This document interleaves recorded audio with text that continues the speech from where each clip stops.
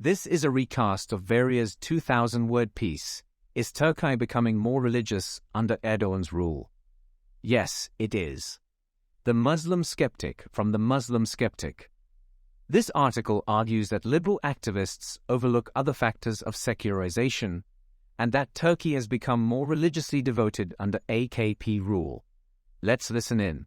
The article brings up a proposition that liberal activists often employ, that whenever Islam is enforced within society, it inevitably leads to a wave of secularization.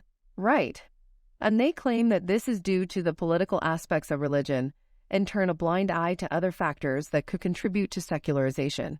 It's like they're trying to incriminate religion without being too overt about it. Exactly. Now the article mentions countries like Algeria and Pakistan, which have undergone years of Islamist violence, yet remain some of the most Islamic countries in the world. So it begs the question, does politics actually play a role in secularization? It's hard to say.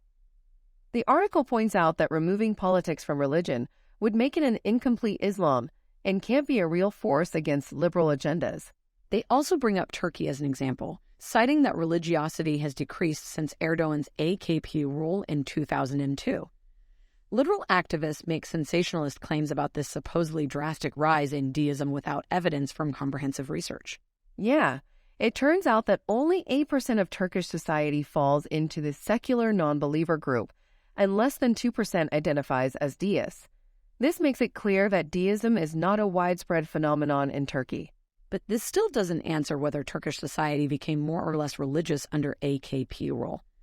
The article notes that while the author is critical of democratic Islamism due to the urge for compromise and accommodation, they have no interest in overselling the AKP. That's true, and it's an important point to keep in mind as we look into this further. To better understand the situation, it's helpful to look at the Oxford Handbook of Politics in Muslim Societies. Chapter 16 of this book, titled Religiosity and Political Attitudes in Turkey During the AKP Era, compiled by Selim Erdem Atap, is particularly relevant to the article. Right. The chapter takes into account two crucial factors that are absent in other surveys, and they are the comparative nature of the statistics and how the AKP has directly impacted religiosity. So, after providing background on the history of political Islam in the country before 2002, Atap explains his research methodology. His data comes from 5 surveys conducted around the general elections of 2002, 2007, 2011, June 2015, and 2018.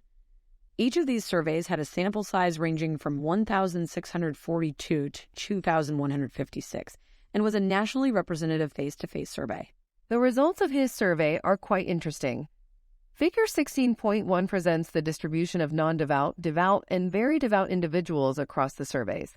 We observe a decrease over time in the proportion of non-devout respondents from 44% in 2002 to 28% in 2018, while the proportions of devout and very devout respondents increase from 32% to 42% and from 24% to 30% respectively during the same period.